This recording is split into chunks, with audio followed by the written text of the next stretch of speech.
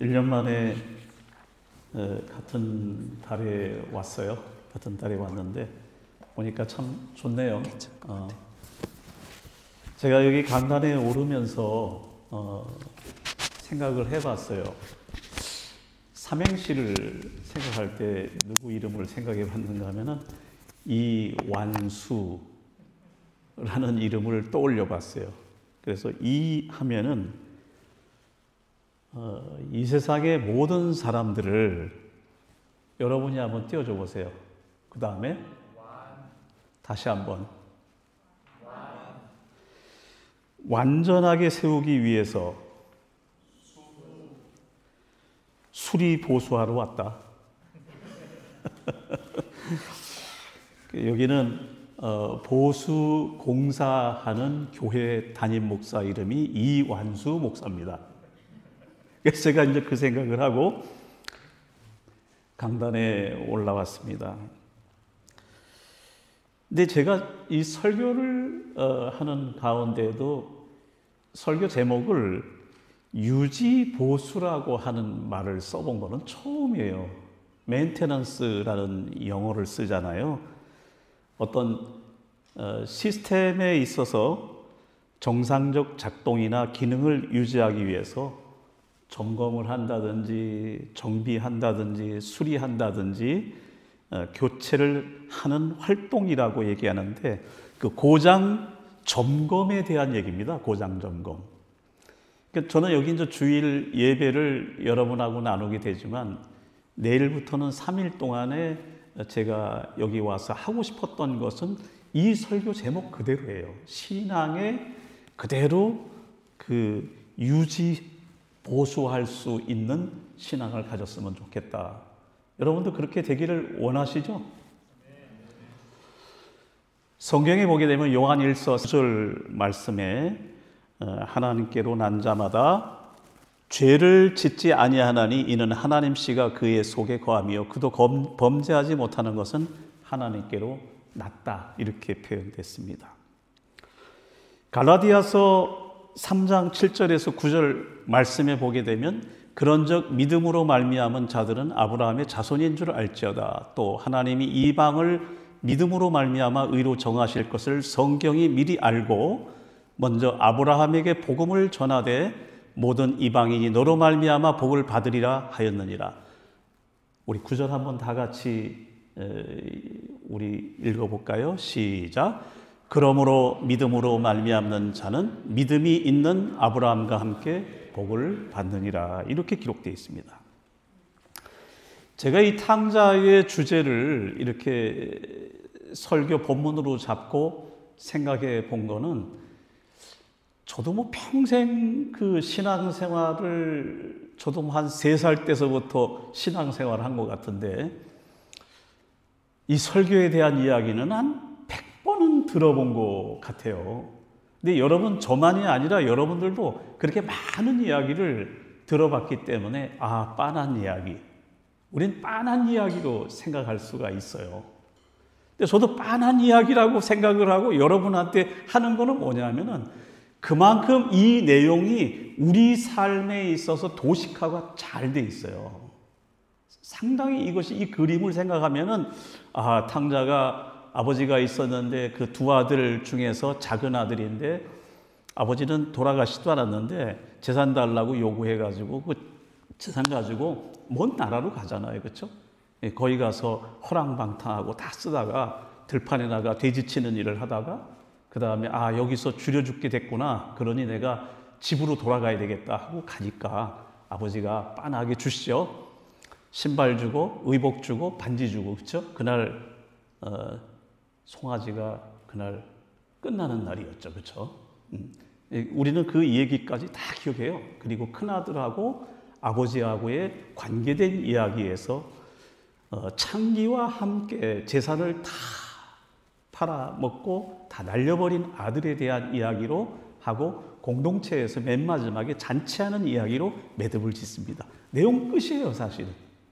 더한 내용이 없어요. 예수님께서 이른 양에 비유하고 드라크마 비유 속에다가 이 비유 하나를 넣으셔가지고 주님이 말씀하신 비유 중에서 가장 유명한 비유 중에 하나가 탕자 비유예요. 두 번째는 사마리아인 비유예요. 세 번째는 씨 뿌리는 자의 비유예요.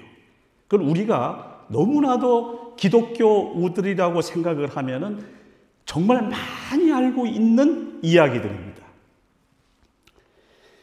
어떻게 보면 오늘 말씀의 과정에서 신앙자들의 모습을 우리 간단하게 얘기해 볼 수 있어요. 여러분 여기 와 있는 나라가 외국이죠, 그렇죠? 여러분도 탕자라고 할 수도 있어요. 우리 여기 이민 왔잖아요, 그렇죠? 난민들도 와 있을 거고, 여러분도 실향민일 수도 있어요. 그리고 여기 이민자들이잖아요, 그렇죠? 그런데 실제는 우리 모든 기독교인들은 하나님 나라를 생각하고 산다고 그러면은 아버지 나라로부터 떨어져 있는 탕자들입니다. 여기에 살다가 우리가 돌아가는 과정을 말하는 것이고, 탕자가 문화에 접해서 살고 있는 현대 문화와 같은 똑같은 그 문화를 접하고 사는 것이 오늘 우리가 살고 있는 현실일 수도 있습니다. 그러면 여기서 우리는 이런 생각을 합니다. 우리가 과거는 이렇게 내가 태어났구나. 내가 하나님의 씨가 내 안에 있구나. 내가 아브라함의 자손이구나. 이렇게 생각을 하는 사람이라면 그게 현재일 수도 있어요. 아직 예수 안에 들어오지 못한 사람은 탕자 문화에서 그냥 살아가고 있는지도 몰라요. 근데 처음에는 풍성한 걸 가지고 다 소비하고 허비하고 막 탕진하고 살잖아요. 이 세상에 내 것이 하나도 없어요.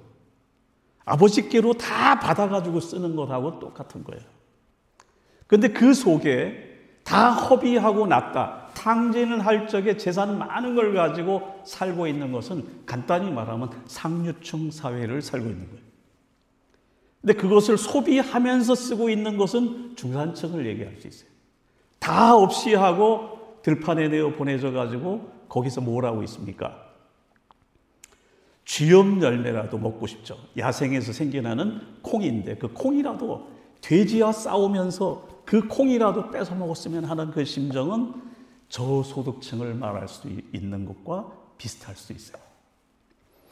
근데 그것이 우리의 과거냐, 현재냐, 미래냐라고 할 수 있어요. 근데 그것이 어제냐, 오늘이냐, 내일이냐 하고 내다볼 수도 있어요. 자, 그럼 개념이 여러분 머릿속에 도식화가 된 이야기들을 이제 그림을 그려낸 것이에요. 이 도식화가 됐다는 얘기는 어떤 사물의 구조나 관계에 어떤 변화를 만들어서 복잡하게 만든 것을 그림으로 만들면 간단하게 이해하기 쉬운 이야기입니다. 예수님께서는 그래서 이 비유가 아니면 하늘나라의 비밀을 말씀하지 않으셨다고 얘기를 하시는 거예요. 저는 이제 여러분들하고 같이 얘기 나눌 때 제일 좋은 거는 옛날에는 우리가 그런 소리 많이 했어요. 한국에서 그 유명 부흥 강사님들이 다니실 적에 저희 젊었을 시절에는 우리는 하나님께로부터 천복을 받은 사람이다. 여러분도 들어본 적 있으세요? 하나님이 나에게 천복을 주었다. 이게 내가 복을 타고난 거는 내가 하나님을 믿게 된 건 천복이다. 근데 또 어떤 경우는 분복이 있죠. 어떤 사람은 탁 눈 뜨고 태어났는데 재벌의 자녀로 태어나면 돈을 물 쓰듯이 쓰다가 죽을 수도 있고, 어떤 사람은 눈을 뜨고 딱 태어나 보니까 흙수저예요. 저는 흙수저 가정에서 태어났어요. 공부도 어렵게 하고 과정을 너무너무 어렵게 하면서 살아왔어요.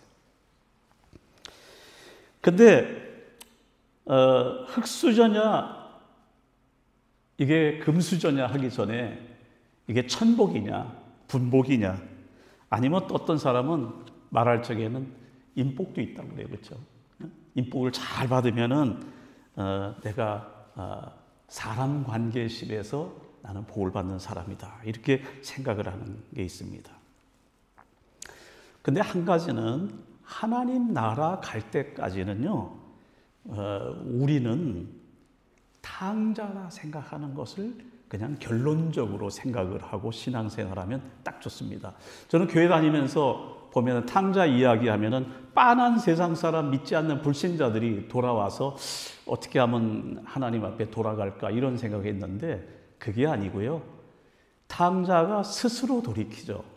죄를 짓고 나서 허랑방탕하고 살다가 스스로 돌이킵니다. 그걸 우리 기독교에서 얘기할 적에는 회심이라는 단어를 씁니다. 자기가 돌아서는 일을 하는 거예요. 돌이키는 일을 하는 거예요. 스스로 돌이켜 그때 생각한 게 뭐예요? 하늘과 아버지께 죄를 지었다 이렇게 얘기하죠. 여러분 하늘은 뭐예요? 우리가 아는 대로 영어로 얘기하면 heaven을 얘기하는 거예요. 천국과 같은 천국을 말하는 거예요. 아버지는 누구를 말하는 거죠? 하늘과 아버지께 지었다는 것을 비유적으로 얘기한다면 하나님 앞에 죄를 지었다 이렇게 표현한 거예요. 근데 그것을 돌이킬 때에 그것을 우리는 기독교에서는 회심이라고 하고 그것을 믿음으로 말미암는 생활로 해서 돌이켜서 하나님께로 가는 생활을 의롭다함을 받은 중생이라고 하고 어떤 말에서는 구원이라는 말을 얘기를 합니다. 근데 우리가 하나님 나라 여러분 그래도 들어갔어요? 못 들어갔어요? 지금? 예? 신앙생활 하면서도 아직도 하나님 나라에 지금 들어갔나요? 저도 올해 어떤 자매를 보니까 3개월 전에 결혼했는데 3개월 만에 출산을 하는 과정에서 애를 낳다가 세상을 떠난 자매 이야기를 얼마 전에 들었어요. 가깝게 관계되어 있는 사람들의 이야기이긴 한데 어떻게 이렇게 간단하게 3개월 만에 결혼하고 어떻게 3개월 만에 애를 낳다가 저렇게 출산하면서 뭐가 잘못돼서 이렇게 떠났지 이런 생각을 합니다. 근데 우리가 아버지 나라에 가기까지는 이중 구원이라는 게 있어요. 기독교 우리 교단에서 얘기하는 얘기를 한다면 첫 번째는 예수님 믿어서 처음에 의롭다함을 받는 구원이 있어요. 그 다음에는 하나님 나라 갈 때까지 구원에 이르는 과정이 있어요. 그게 우리가 두 가지 이중 구원에 대한 얘기입니다. 예수 믿으면 우리 구원받아요. 근데 하나님은 절대 묻지 않는 이야기가 탕자 이야기의 비밀로 남아 있습니다. 어떤 것을 하나님은 믿지 않느냐면요. 그 사람의 죄에 대한 것을 절대 들추지 않습니다. 네가 과거에 무슨 죄를 졌느냐, 뭐 했느냐, 탕자에게 이걸 따지고 저걸 따져서 네가 하늘과 아버지께 죄를 지었다며 그랬으면 죄를 지었으면 일일이 낱낱이 고백을 해봐, 빨리 자백을 해봐 하고 아버지는 그런 유도하는 이야기가 없어요. 절대 그것을 묻지 않습니다. 전 모습에 있어서 아버지는 그것을 물어보지 않는 게 있습니다. 두 번째 뭐가 있냐면요. 탕자는 처음에 나올 때 분깃을 찾아갖고 나왔지만 분깃을 잃었어요, 안 잃었어요? 근데 분깃을 다시 찾을 수는 없죠. 그렇죠? 분깃을 못 찾아요. 죄의 세상에서 우리가 잃어버린 일들에 대한 것들은 다시 돌이키지 못하는 이야기가 숨어 있어요. 세 번째는 뭐가 숨어 있는 줄 아십니까? 탕자가 회개하고 돌아섰지만 찾지 못하는 것이 또 하나가 있어요. 기도하는 시간도 아니고 이거는 세상 나가서 탕진한 시간은 되돌려받지 못했다는 겁니다. 이 세 가지 깨달음을 여러분이 오늘 생각을 하신다고 한다면 그것만 해도 오늘 내가 가장 소중히 여겨야 될 게 뭐냐면요. 세상 나가서 탕진하는 생활을 해서는 내가 돌이킬 수 없는 일들이 생기겠구나. 그리고 또 하나는 거기 나가서 시간을 소비하는 것은 다시 돌이킬 수가 없겠구나. 그건 다시 내가 찾을 수 없는 시간인 거죠. 또 하나는 뭐냐? 아까 말씀드린 대로 여러분 한 번 구원받으면 그 구원으로 끝이에요. 아시겠습니까? 내가 예수 믿고 예수님을 영접하고 의롭다함을 받았으면은 내가 이미 구원받은 거지. 그 뒤에 가서 또 뭐 이런 죄를 내놓고 또 3년 전에 죄를 얘기해놓고 10년 전에 연애했던 얘기나 하고 뭐 5년 전에 뭐 시시콜콜한 얘기해가면서 누구를 미워했는데 싫어했는데 이런 얘기는 없어도 돼요. 주님이 십자가에서 죽으신 것은 그것을 단번에 피를 흘림으로 우리가 죄 사함을 받은 거예요. 내가 믿고 따르는 것이 중요한 거예요. 하나님 앞에서는요, 내가 믿고 따르고 있느냐 안 있느냐, 못하느냐 하느냐, 이게 되게 중요한 문제라고 여러분 생각하시면 됩니다. 탕자는 방법이 없습니다. 첫 번째 제가 이제 여러분하고 같이 나누고 싶은 이야기로 바로 들어가겠습니다. 하나님의 초대는 첫 번째는 부르심에 응답하는 겁니다. 제가 하나님의 초대는 구원이라는데 부르심에 응답을 한다. 오늘 아침에 여러분하고 제가 얘기 나눌 얘기 중에서 우리가 신앙생활하면서 내가 구원받았나? 아니 받았나? 이렇게 생각할 적에 생각을 좀 잘 해봐야 돼요. 탕자가 무너질 적에 그냥 무너지지 않아요. 처음에는 재산을 다 모은 것을 재물을 가지고 모았던 재물을 탕진하기 시작해요. 그리고 거기서 뭘 하는가 하면 허랑방탕을 하기 시작해요. 두 번째예요. 세 번째는 뭐 하는 줄 아십니까? 재산을 낭비했다라는 단어가 나옵니다. 네 번째는 다 없이 했다라는 단어가 나옵니다. 다섯 번째는 큰 흉년이 들었더라 하는 이야기가 나옵니다. 여섯 번째는 비로소 궁핍에 졌더라라는 얘기가 나옵니다. 일곱 번째는 한 사람에게 붙여 살았다. 그런데 우리 여기 그 탕자 비유 속에서 보게 되면요, 사람은 일단 세 사람이 이야기죠. 아버지와 큰아들과 작은아들 이야기인데 여기 한 사람이 더 나오죠. 뭐냐면 한 사람에게 붙여 살았다라고 해요. 어느 누구인지 정확하게 그 사람의 이름은 누군지 모르지만 그 사람의 프렌드였다, 이렇게 생각하면 돼요. 붙여 살기 시작해요. 여덟 번째는 붙여 사는데 이 사람이 안 되겠으니까 어디로 보내주죠? 들판으로 보내요. 들판으로.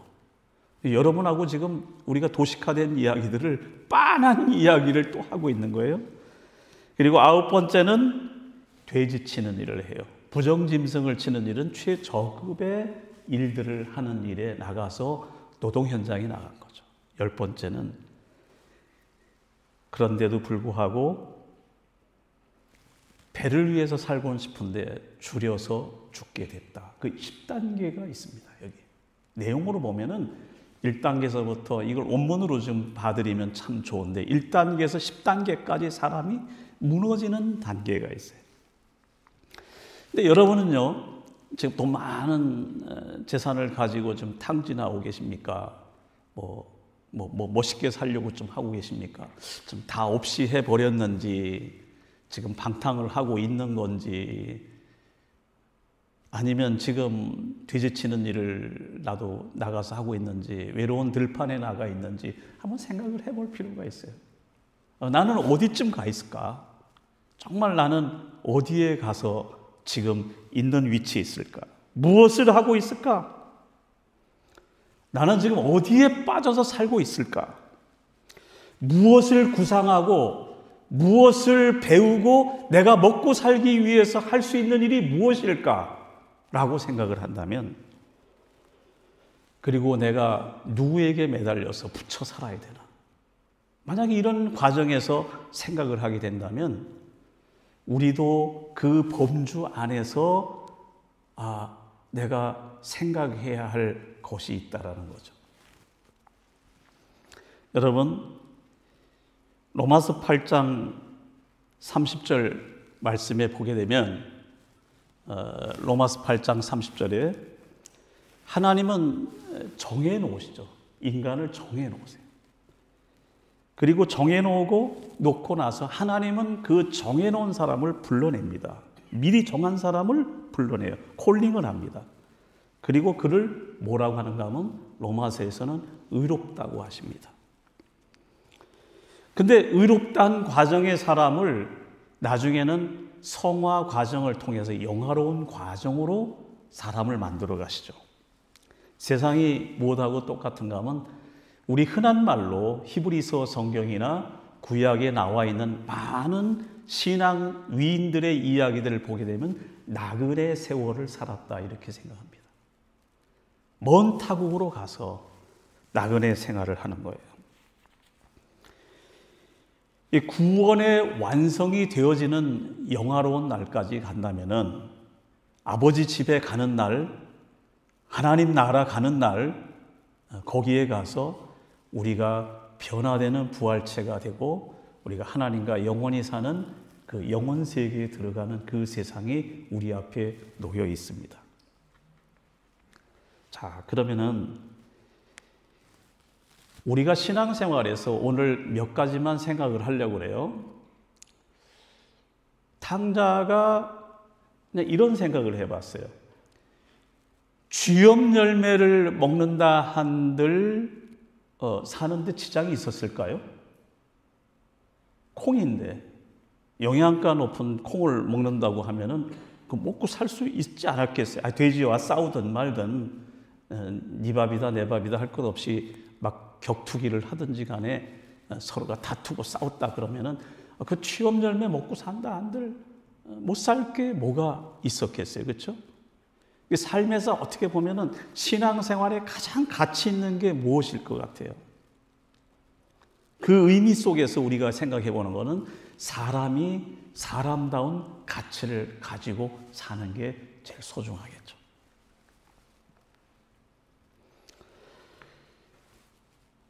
우리는 아까도 말씀 나눈 것처럼 우리의 배고픔은 사람답게 사는 배고픔은 하나님 말씀이 내게 있는 신앙생활이 돼야 됩니다. 그 배고픔을 채울 수 있는 것은 우린 주역 열매로 해결이 안 돼요. 사치하고 허랑방탕한다고 그것이 우리의 허전함을 달랠 수가 있는 게 아니에요. 그걸 소진할 때까지 다 사용하는 그런 생활이 돼도 안 돼요. 친구를 만나도 해결할 수 없는 게 있어요. 그리고 그 속에 가서 우리가 소진해 가는 과정에서 이 세상의 것을 다 사용하죠. 여러분 여기 올 적에 태어날 적에 주먹에다가 딱 쥐고서 나왔는데 손을 딱 펴보니까 그 안에 다이아몬드 하나씩 쥐고 나오셨나요? 없잖아요. 그렇죠? 우리 태어났는데 다이아몬드 없었어요. 어머니가 내 손바닥을 펴봐야 그냥 빈손이었고 이쪽 손도 빈손이었고 갈 적에도 다 빈손으로 가는 거예요. 그게 우리가 탕자가 아버지에게로 돌아갈 때의 모습을 연상을 하시면 돼요. 여러분이 항상 신앙생활의 어떤 현주소라고 생각할 적에 내 과거는 이러했고 현재는 이러했고 미래는 이렇게 되겠구나. 이 생각을 하시면은 이 탕자 이야기가 여러분 마음에서 그림으로 딱 그려져 가지고 정말로 생생하게 내가 이러지 말아야 되겠다, 이랬구나, 이런 모양이 되면 안 되지, 내가 이게 내 현주소구나 하고 이런 생각을 해낼 거라고 저는 생각을 해요. 어떤 사람이 병원에 가가지고요 아프대요. 그래서 어디가 아프냐 그랬더니 발가락도 아프고 찔러보면서 종아리도 아프고 배도 아프고 머리도 아프고 가슴도 아프고 그리고 옆구리도 아프고 등판도 아프고 다 그렇다는 거예요. 검사를 한번 해보자고 검사를 해보니까 아픈 데가 하나도 없어요. 그 왜 아픈가? 그리고 봤더니 손가락이 아픈 거예요. 그 손가락으로 다 찔러보니까 아파요, 안 아파요? 예? 자기 손가락으로 찔러보니까 다 아플 거 아니에요. 여기도 아프고 저기도 아프다. 다 아픈 거죠. 여러분들만 세상 살면서 나는 아픔이 있어, 나는 고통이 있어, 나는 상처가 있어, 나는 희망이 없어, 미래가 없어, 이렇게 하시는 분들도 다 있어요. 근데 그것이 우리 세상 살면서의 이 현대 문화는 탕자 문화 속에 살고 있기 때문에 우리는 그런 중에 있구나라는 생각을 아예 머릿속에 가지고 살면은 그 가운데 나는 어떻게 살아야 될까 하는 것을 알게 됩니다. 구원은 어떻게 돼요? 내가 구원을 받고 아버지에게로 돌아가는 거예요. 우리가 먼 나라, 하나님 나라 갈 때까지는 우리는 아버지에게로 돌아가는 믿음의 사람으로 살아가는 것이 중요하다는 얘기죠. 근데 우리가 세상에 나오면요, 세상은 나만이 아니라 모든 사람이 탕자 문화 안에 우리는 같이 접목돼서 살고 있는 거예요. 이거를 딱 떼어놓고 살 수가 없어요. 이것을 딱 부러뜨려 놓고 나는 그렇게는 안 살겠다 하는지 모르지만은 우리는 그 일들을 매일 만나면서 접하고 있는 것이 우리 현실이기 때문에 그래요. 자, 그러면은 우리 신앙생활을 하면서 죄를 짓고 사는 일도 사실 따지고 보면은 노동이에요, 노동. 우리가 이제 그 얘기를 로마서 6장 23절에 보게 되면 죄의 대가는 뭐예요? 아세요? 성경 말씀에 좀 배불리는 것을 자꾸 채워가면서 우리도 살아야 돼요. 죄의 대가는 사망이요. 그렇죠? 하나님의 은사는 그리스도 예수 안에 있는 영생이다. 이렇게 표현됐잖아요. 내가 노동을 해서 임금을 받는 것이 대가를 받는 거예요. 사람이 밖에 나가서 내가 죄를 짓는 일로 인해서 대가를 받는 게 뭐냐면 사망이에요. 임금을 받아들이는 게 사망이에요. 결국 이 세상에서의 하나님에 대한 생각을 중심적으로 갖지 못하고 살게 되면은 결국 결과는 뭐냐면 죄를 지은 임금으로 받아야 되는 것은 사망이라고 하는 선고를 받을 수밖에 없다 그 말이에요. 로마서 5장 1절 말씀을 한번 보게 되면 그러므로 우리가 믿음으로 의롭다 하심을 받았으니 우리 주 예수 그리스도로 말미암아 하나님과 뭘 누리자? 화평을 누리자. 이렇게 기록되어 있어요. 요번에 제가 주제를 쓰는 것을 뭘로 했는가 하면요, 수련의 주제를 하나님과 화목하자 그랬어요. 하나님과 화목하자. 탕자 시리즈를 할 거예요. 좀 탕자 이야기를, 우리의 개념을 깬 이야기들을 좀 많이 나누려고 해요. 하나님과 의롭다함을 받았으면 하나님과 우리가 뭐 해야 된다고요? 화평을 해야 된다. 우리 공부 좀 해야 되지 않겠어요? 그렇죠? 입을 꼭 다물고 있으면은 안 되잖아요. 그렇죠? 로마서 5장 5절 말씀 보이시면 우리 한 목소리로 다 같이 읽어볼까요? 시작. 소망이 우리를 부끄럽게 하지 아니함은 우리에게 주신 성령으로 말미암아 하나님의 사랑이 우리 마음에 부은 바 됨이래. 5장 8절 우리가 아직 죄인 되었을 때 그리스도께서 우리를 위하여 죽으심으로 하나님께서 우리에 대한 자기의 사랑을 확증하셨느니라. 이렇게 기록되어 있어요. 하나님이 진짜로 사랑하는 사람은 누구를 사랑하시느냐 하면요, 죄인을 부르세요. 죄인을 사랑하세요. 죄인을 사랑하셔. 그러니까 내가 세상에 온 것은 의원으로 왔다. 병든 자에게 내가 필요하지 건강한 자에게 내가 필요 없다 하신 것도 이 약한 자, 부족한 자, 죄를 짓고 산 사람이지만 그 사람들이 주님 앞에 나와서 그 주님을 영접하는 사람, 이 사람들을 사랑한 거죠. 그러니까 내가 의인일 때, 그리고 내가 선인일 때 날 사랑한 게 아니라 내가 죄인일 때. 그러니까 하나님은 한번 우리를 선택하시면 절대 우리를 포기하거나 버리시는 일은 없다는 것입니다. 근데 이 얘기를 두고서 어떤 신학자들 얘기는요, 탕자 이야기를 히브리의 교육 방식은 무사르라는 단어를 쓰는데 그 단어는 경험 교육이라고 하는 단어를 씁니다.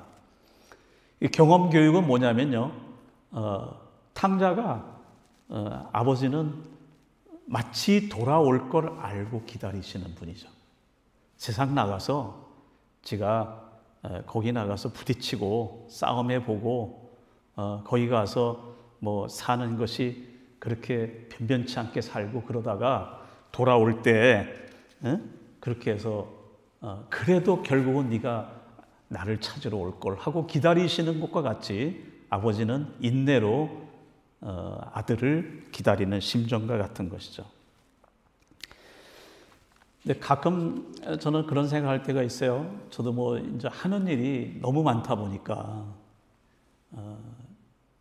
하는 일이 한 20가지 정도 하는 것 같아요. 근데 아까 우리 목사님이 저를 프로필 얘기한 거는 그 중에 뭐 한 3분의 1 얘기하신 것 같아요. 너무너무 많아요. 근데 내가 없으면 어떻게 되지? 어떤 때는 이런 생각할 때가 있어요. 그래서 뭐 마치 이제 독일에 와서 내가 한 주간 여기 와 있으면 내가 경영하는 건 어떻게 되지? 내가 관여하고 있는 협회는 어떻게 되지? 또 관여하고 있는 회사는 어떻게 될까? 이런 걱정 많이 하는데요. 제가 밖에 나와서 일주일이나 열흘이나 여기 오기 전에 저 뉴질랜드 가서 거의 한 2주간 있었어요. 그러고 있다 들어가 보면 나 없어도 잘 돌아가더라고요. 내가 없어도 그냥 잘 굴러가고 잘 돌아가고 있더라고요. 하나님이 여러분이 없어서 심심할까요? 그래서 여러분이 여기 나오면은 하나님이 잘 왔다 하고 막 나를 안겨주고 반겨주고 막 그럴 기분 같이 여러분 느껴지세요? 어떠세요? 여기는 도대체 말이 없군요. 저는 여러분 표정 보면서 제가 어떤 이야기를 해드려야 될지 하고 생각을 해요. 설교자는 상당히 그런데 민감해요. 근데 하나님은 기다리시죠. 그냥 기다리죠. 탕자 이야기에서 아버지는 기다립니다. 몰골이 수척해지고 온몸이 돼지 똥냄새, 돼지 냄새가 나는 수척해진 아들을 멀리서 오는 것을 보고 막 뛰어 달려나가죠. 근데 유대인들은 원래 통옷으로 된 걸 짜서 입는데 달리려고 하면은 달리기가 불편해요. 그럼 어떻게 돼? 통옷을 걷어 올리고 뛰어야 돼요. 그렇죠? 수치와 부끄러움을 개의치 않고 뛰어 달려오는 거예요. 근데 여러분 그런 생각을 하면 그 속에 하나님과 우리 관계를 연결해 주기 위한 예수님의 모습이 상상이 되지 않습니까? 주님을 통해서 만나는 이 생각을 하면은 막 내가 행복해지죠. 그렇죠? 근데 그 결심한 그 탕자를 보고서요, 아버지는 생명의 문을 열어줍니다. 은혜의 문을 열어줍니다. 그에게 위로의 문을 열어줍니다. 자꾸 이렇게 해도 아멘이 없는 거 보니까 이 교회는 좀 아멘에 되게 인색한 교회 같아요. 은혜의 문을 열어줍니다. 생명의 문을 열어주는 거예요. 축복된 문을 열어주는 거예요. 그리고 아버지는 막 뛰어 달려나와서 그 똥칠하고 들어오는 돼지 같은 아들을 입 맞춰주고 끌어안고 이 죽었다가 살아난 아들이 왔다. 내가 잃어버렸던 아들이 돌아왔다 하고 그를 부둥켜 안는 거예요. 그 표현이 뭐냐면 우리 기독교에서 얘기하는 구원론인 거예요. 중생에 대한 얘기를 하고 있는 거예요. 여러분은 만세전에 예정한 하나님의 사람들이에요. 하나님이 만세전에 여러분 택하셨어요. 만세전에 하나님이 여러분을 지정하셨어요. 누구의 자손으로? 나의 자녀다 하고 인친 사람들이에요. 그 사람들을 하나님이 나를 불러냈잖아요. 그렇죠? 정해놓은 사람을 불러냈어요. 불러낸 사람을 의롭다 하고 의롭다 한 사람들을 성화 가정에 두지요. 그렇죠? 성화 가정에 둬요. 하나님 나라 갈 때까지는 내가 부단하게 신앙생활하면서 변해가야 돼요. 왜? 그렇지 않으면 탕자 문화로 다시 돌아가니까. 성화 과정을 두고 있다가 그 뒤에 부활체로, 그리고 우리가 고린도전서 13장 나오는 말씀처럼 우리가 지금은 거울을 대하여 보는 것 같을지라도 그때 가면 아버지 하나님을 얼굴을 대면해서 만나는 날이 올 거라고 기록되어 있어요. 그게 그날인 거예요. 영화의 날이 오는 거예요. 아버지 집에 돌아가는 날이 우리에게 이르는 날이 있어요. 그러면 우리가 어떻게 돼요? 은혜자답게 이 땅 위에서 사는 거예요. 아버지 주신 것 가지고 여러분 지금 다 쓰고 있잖아요. 여러분 옷이 여러분 거였어요? 예? 여러분 집이 여러분 것이었어요? 아니었잖아요. 여러분이 가지고 있는 먹고 쓰고 생활하고 하는 모든 것은 누가 준 거예요? 하나님이 준 거예요.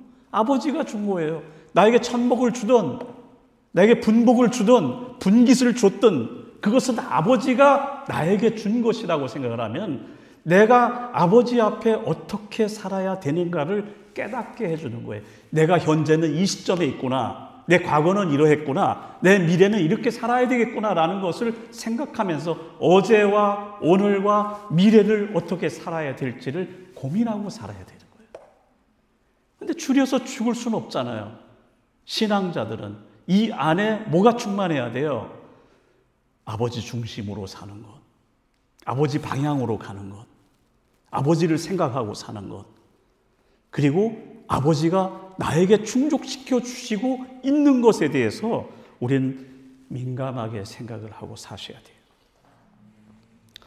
그런데 세상은요 똑같아요. 무엇과 같은가 하면 갬블링 하잖아요.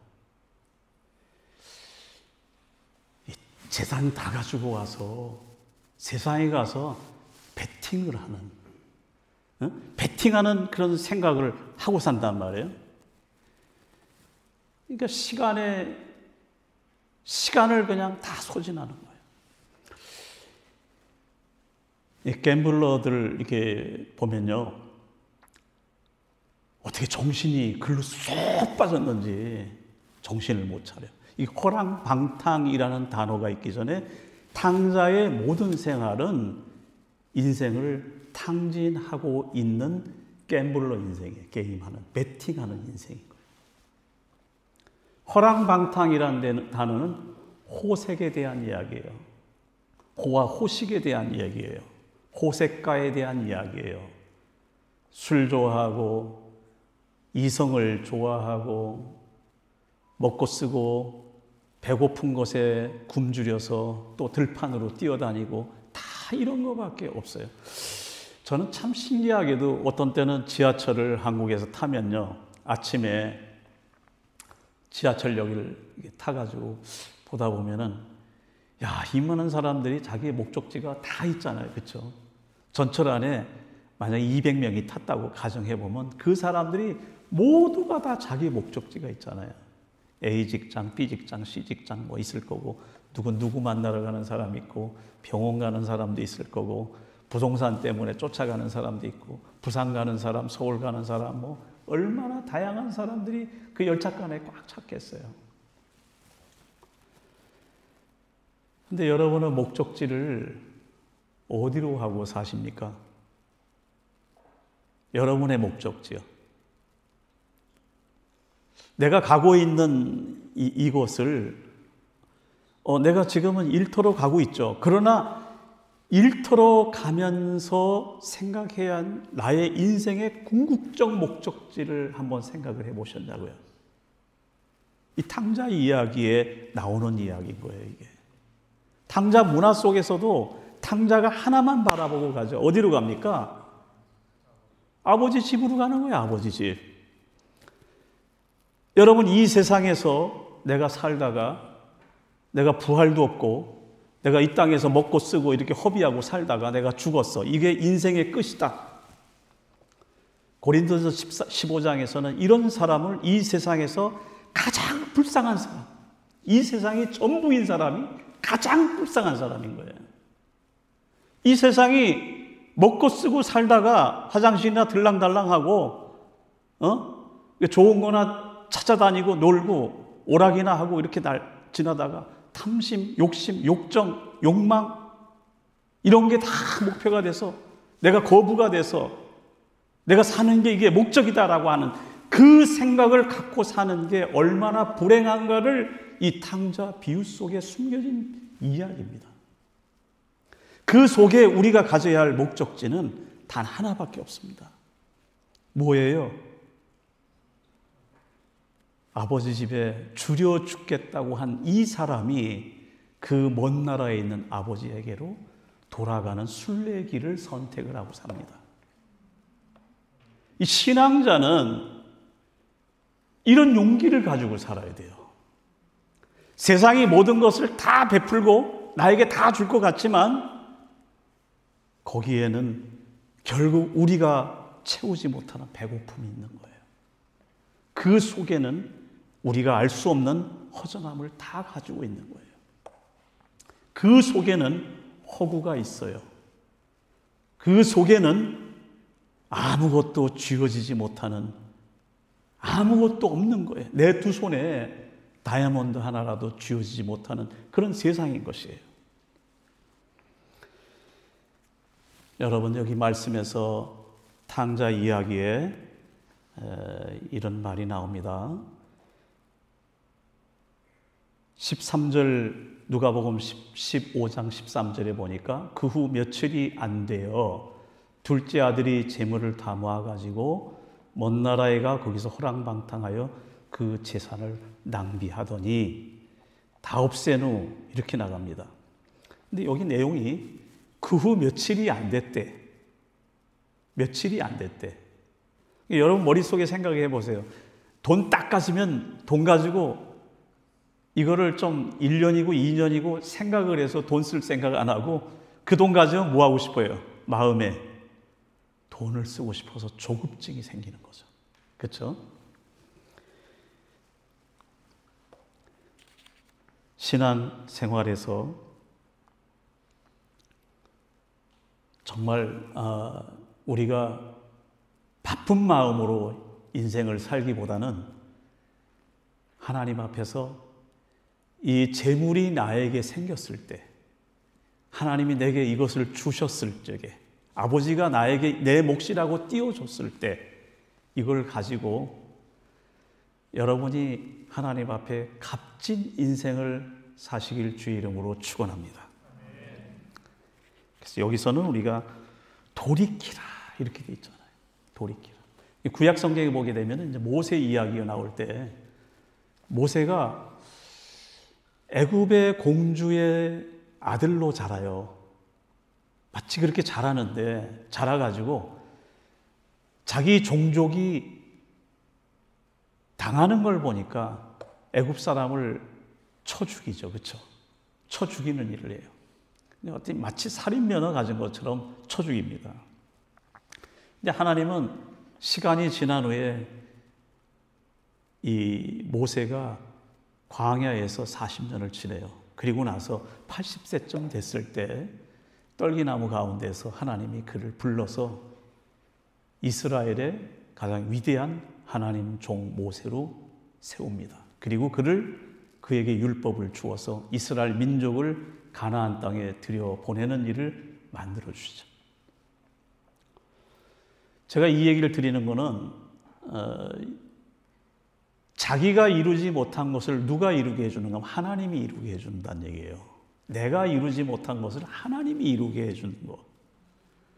베드로가 주님을 3번 부정하고 맨 마지막에는 예수님을 저주까지 하죠. 주님이 어디까지 찾아와요? 디베라 해변에서 네가 나를 사랑하느냐고 3번 물으시죠. 그리고 초대 교회의 가장 위대한 하나님의 사도로 세워주십니다. 주님이 세워주시는 거예요. 사도 바울이 원래 이름이 사울이잖아요. 그렇죠? 스데반을 죽이는 일에 증인이 되고 그리고 대제사장의 공문을 받아가지고 사람들을 죽이는 일에 앞장서서 다녔어요. 근데 그가 예수님을 딱 만난 후에 인생이 변해서 이방인의 사도로서 살다가 순교를 합니다. 결국 성경 속에서 무수한 성경을 남겨서 오늘 구원을 베푸는 하나님의 일에 엄청난 공헌을 하고 그가 떠납니다. 저는 마찬가지로 여러분들이 생각을 할 적에 주님께서 여러분들에게 복된 은혜 주셔서 여러분이 하나님 앞에 쥐어져서 사용되는 하나님 사람 되시기를 주님의 이름으로 축원합니다. 마지막 하나만 더 이야기할게요. 제가 다른 얘기는 이제 내일부터 수련회니까 수련회 가서 좀 시간 좀 많이 가지고 풀어서 많이 얘기를 해드릴 건데, 세 번째는 아버지의 품에, 하나님 품에 안식하라, 이런 얘기를 드리고 싶어요. 하나님 품에 안기라, 이 말이에요. 여기 와보니까 우리 윤태한 집사님 아기가 있던데, 아기가 저 밖에서 탁 들어오면서, 안 봐도 돼요. 탁 들어오면서 나를 쳐다보더니 나하고 손을 한번 잡아주고 아버지 품으로 막 달려가죠. 아빠 품으로 달려가는 거예요. 애들의 모습에, 어린아이들 모습에서는요, 아, 저가 내 아빠구나, 내 엄마구나, 그러면 달려갑니다. 근데 우리 신앙 생활에서 하나 배워야 될 게 있어요. 뭘 배워야 되는가 하면요, 여러분도 어떠한 일이 생기든 무슨 일이 있든지 간에 하나님 품에 안기는 사람이 되세요. 배가 고파도 누구에게로 가야 돼? 아버지 품에 안기고, 호랑방탕하고 돌아올 때도 그래도 아버지 품에 안기고, 내가 결단하고 결심이 약해서 쓰러질 때도 다시 나를 일으켜 세우고 아버지 품에 안기고, 내가 상처를 많이 받았을 때, 내가 들로 보내져서 외로울 때, 그리고 누구 하나 나한테 보상해 주는 사람이 없을 때도 내가 달려갈 곳은 아버지 품이다. 내가 행복할 때도 누구를 찾아야 돼? 행복할 때도 아버지 품에 안기고, 즐거울 때도 아버지 품에 안기고, 내가 잘 나가고 있을 때도 아버지 품에 안기고, 그리고 우리 집안에 경사가 났을 때도 아버지 품에 안기고, 매사의 모든 목적을 품에 안긴다는 표현을 표현해서 그런 거지, 하나님을 찾는 사람이 되어야 한다는 얘기죠. 그래서 히브리 성경에서는 하나님을 구하는 자죠, 찾는 자는 그에게 상 주심을 믿어야 할지니라, 이렇게 기록되어 있어요. 근데 여러분은 내가 돈이 떨어지면 막 들판으로 달려나가세요? 막 뒤지치는 일이라도 막 가서 해야 된다고 생각하세요? 그런 일을 하지 말라, 이런 말은 아닙니다. 여러분이, 제가 이 탕자 이야기는 여러분 머릿속에 완전히 도식화가 돼 있어요. 머릿속에 이미 이 탕자 이야기는 믿지 않는 세인들도 다 아는 얘기들이에요. 세상 사람들도 다 이 얘기는 알아요. 하여튼 어디든지 인용되는 이야기가 너무 많아요, 이 얘기는. 근데 그 이야기 속에 있는 비밀들을 내가 깨달을 적에, 아, 나는 아버지 품에서 인생을 끝내야 되겠다. 내가 아버지 품에서 인생을 끝내야 되겠다. 내가 눈을 떠도 아버지 품이고, 내가 아침에도 아버지 품이고, 밥 먹을 때도 기도하면서 아버지 품이고, 내가 저녁에 잠을 유숙하고 잠을 잘 적에도 내가 아버지 품에 잘 거다. 이 마음을 가지고 사는 신앙생활이 진짜 신앙생활 하는 거예요. 이거를 무시하면 안 돼. 제가 여러분한테 간단한 이야기 같지만, 여러분 구원을 받은 탕자가 회심을 해서 길을 돌이켰잖아요. 세상 길로 가던 사람이 돌이켜서 아버지 집으로 갈, 그걸 회심이라고도 하고 중생이라도 하고, 또 죽었다가 살아난 아들, 잃었다가 찾은 아들 할 때에 그걸 구원이라고 생각을 해보자고요. 거듭남이라고 생각을 해보자. 그러면 그 길로 우리는 끝까지 그 길로만 가야 돼. 아시겠어요? 그 길로만 가는 거야. 우리는 이미 돌이킨 사람이야. 나는 버림받진 않아. 그 길로만 가는 거야. 그때 아버지는 달려나와서 생명의 문을 열고 은혜의 문을 열고 나의 삶을 책임져 주는 그 이 행동을 주님이 하시죠. 그게 아버지가 달려나온다는 표현으로 여러분이 머릿속에 그려놓으시라고. 그게 은혜자예요. 그리고 시간하고 재물은 값지게 쓰는 거. 아버지 뜻대로 쓰겠다라는 생각을 가지고 사시는 거예요. 마지막 아버지 품에 안겨 살다가 아버지 품에서 내가 이 세상을 떠날 때에도 아버지 품에 있을 거예요. 그 생각을 하고 사는 게 이 탕자 비유 속에 나와 있는 비밀들이다, 이렇게 생각을 하시면 될 것 같아요. 여러분 가지고 있는 시간은 회개해도 그 시간은 되돌려오지 않아요. 여러분이 써버린 돈들은요, 뉘우치고 회개해도 그 돈은 동일하게 돌아오지 않습니다. 분깃은 다 잃어버리는 거예요. 허비되고 마는 거예요. 그 시간은 다 사용되고 마는 거예요. 내가 나에 대한 구원론에 대한 것은 확신하세요. 탕자가 돌아왔다고 해서 그 죄목을 하나하나 캐묻지 않습니다. 그분은 그냥 감싸 안으시는 하나님이신 것입니다. 다 같이 기도하겠습니다. 아버지, 말씀을 통해서 오늘 주일 예배라 짧게 말씀을 나누었지만 핵심의 요지들을 마음에 새기게 하시고 탕자 비유에 관한 이 그림과 이 도식화되어 있는 이 이야기들이 마음에 남아서 평생에 주님을 떠나지 않고 주님 중심으로 살아가는 우리 성도들 삼아 주시옵소서. 예수님 이름으로 기도 올리옵나이다. 아멘.